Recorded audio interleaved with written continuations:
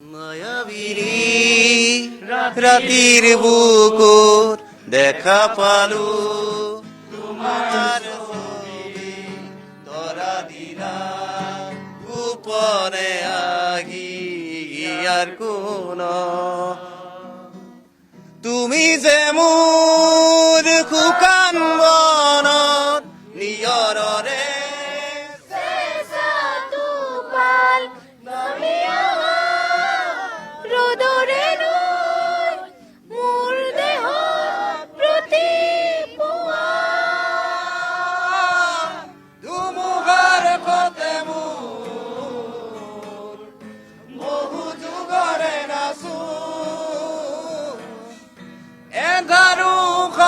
মোৰ বহুদিনৰে আপোন নিজানত গান মোৰ খে গব ভাবো তোমাৰ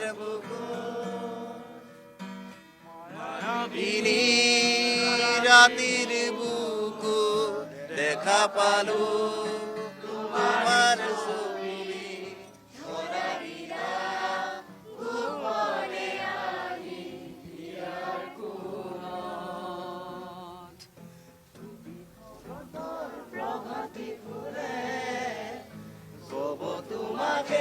মোৰ কথা প্ৰতি মেঘালী নিশা জোনে কব তোমাকে মোৰ ব্যথা ধুমুহাৰ সতে মোৰ বহু যুগৰে নাচো এন্ধাৰো সঁচা মোৰ বহুদিনৰে আপোন নিজানত গান মোৰ শেষ হ'ব তোমাৰ হয়, এয়া হ'ল বনাশ্মী গুৱাহাটী দৃষ্টিহীন বিদ্যালয়ৰ ছাত্ৰ ছাত্ৰীসকলৰ পৰিৱেশ। সকলোৰে চকুত চকুলো। বাইদেউ এগৰাকী আছে, কথা পাতিবলৈ চেষ্টা কৰিম। কি ক'ব বাইদেউ? কথা কোৱা সময় নহয় তথাপিও মই কথা ক'বই নোৱাৰোঁ। তেখেতৰ অলপ আগতে আমাৰ বাইদেউগৰাকীয়ে কৈছে জুবিন গাৰ্গ মৰিল শব্দটো মোৰ কাৰণে বহুত মানে অসহ্যকৰ শব্দ। মই সেইখিনিয়ে কৈছোঁ, বেলেগ মই একো ক'ব নোৱাৰোঁ তেওঁৰ বিষয়ে। ৰচন, তুমি আছা, কি ক'বা? শিল্পী সত্তা এটা নোহোৱা হ'ল অসমৰ পৰা, এটা যুগৰ অৱসান। হয়, মই খুব মৰ্মাহত হৈছোঁ। যোৱাকালি মই এই ঘটনাটো পাই মই বৰ মৰ্মাহত হৈছিলোঁ। কাৰণ আমাৰ হেমন্তদাই আমাক খবৰটো দিলে যে জুবিন গাৰ্গ ছাৰ হঠাতে দেহাৱসান ঘটিল। চ' আমি কোনোপধ্যে বিশ্বাস কৰা নাছিলোঁ। মোৰ লগত মোৰ সহপাঠী মোৰ পিংকু ফুকনো আছিলে সেই সময়ত। চ' সেই সময়ত মানে আচলতে মানে বিশ্বাস কৰিব নলগা মানে ঘটনা এটা সংঘটিত হৈছে। হয়, দুবাৰকৈ এইখন বিদ্যালয়লৈ জুবিন গাৰ্গ আহিছিল। তেখেতসকলৰ যি বাৰ্ষিক অনুষ্ঠানত দুবাৰকৈ আচলতে শিল্পীগৰাকী আহিছিল। বিনা পাৰিশ্ৰমিকত তেখেতে গীত গাই গৈছিল। এই ক্ষেত্ৰত কি ক'ব? মানে আমি সঁচাকৈ এইটো একদম কেতিয়াও মানি ল'ব নোৱাৰা আৰু কেতিয়াও বিশ্বাস কৰিব ল'ব নোৱাৰা ঘটনা এটাৰ আমি সন্মুখীন হৈছোঁ। তাৰমানে যিটো কেতিয়াও আজিও আমি মানি ল'ব পৰা নাই যে জুবিন দা আমাৰ মাজত নাই।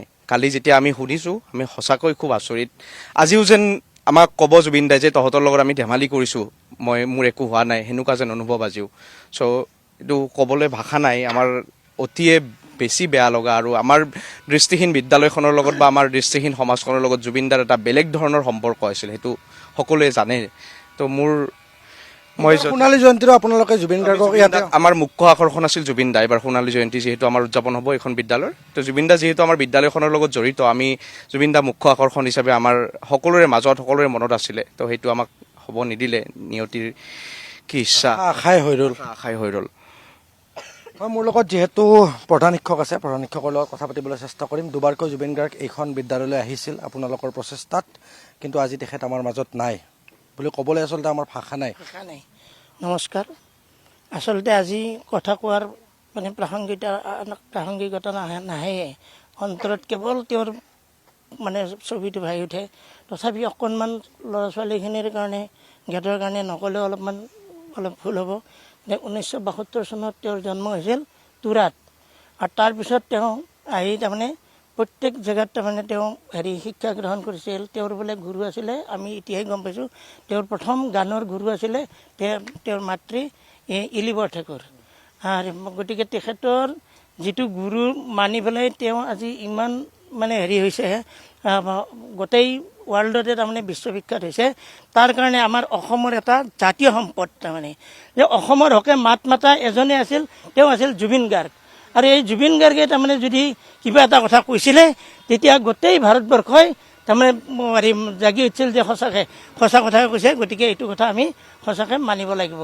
গতিকে সেইমতে আমি আমাৰ যিটো ডেকাচামৰ হিয়াৰামটো বুলি ক'লে জানাই অন্তৰত সোমাই গৈছিলে তেখেতৰ, একদম হাৰ্ট থ্ৰব বুলি কৈছিলে। আমি হিয়াৰামটো কওঁ আৰু হাৰ্ট থ্ৰব বুলি কৈছিলে। গতিকে আজি যে ডেকাচামৰ কালি শুনাৰ লগে লগে যিটো পৰিৱেশ আমাৰ গুৱাহাটীত হৈছে, গুৱাহাটী বুলি নহয় গোটেই অসমত যিটো পৰিৱেশ হৈছে, আমি সঁচাকৈ তাৰমানে দেখি খুব তাৰমানে মৰ্মাহত হৈ গৈছোঁ। আৰু তেওঁ যে এই আমাৰ যেতিয়া বি বৰুৱা কলেজত তেওঁ স্নাতক ডিগ্ৰীত পঢ়িছিলে, তেতিয়া তাত বোলে কৈছিলে তেওঁলোকে যে তেওঁ কৈছিল বোলে যে মায়াবিনী গানটো মই মৃত্যুৰ পিছত যাতে মায়াবিনী গানটো সকলোৱে গায়, এইটো মানে সকলোৱে অনুসৰণ কৰি কালি গোটেই ৰাতিটোতে গোটেই অসমত তাৰমানে এই মায়াবিনী গানটো তাৰমানে গাই আছে। আৰু এতিয়া আমাৰ এই ছাত্ৰ ছাত্ৰীখিনি সঁচাকৈ এইবাৰ আমি সোণালী জয়ন্তীত তেওঁক বহুত বিচাৰিম বুলি আমি তাৰমানে এটা প্লেন প্ৰগ্ৰেম বনাই থৈছিলোঁ। আৰু আমি আগতে দুবাৰ আমাৰ প্ৰীতি সন্মিলনত আহিছিলে, প্ৰীতি সন্মিলনত প্ৰত্যেক বছৰে আমি প্ৰীতি সন্মিলন পাতোঁ। এবাৰ আমি প্ৰথমবাৰ যাওঁতে কি কৰিলে যে আমাক সুধিলে, তেওঁক আমি মাতিব গৈছোঁ নিমন্ত্ৰণ দিবা, তেওঁ সুধিছে আপোনালোকৰ পইচা পাতি আছে নে নাই। তেওঁ যদি নাই অলপ পইচা দিছোঁ, এইটো দি ল'ৰা ছোৱালীখিনিক কৰিব, মিটিঙত খৰচ কৰিব। কিমান মহানতা, আমি মানে কান্দি আছোঁ সঁচাকৈ।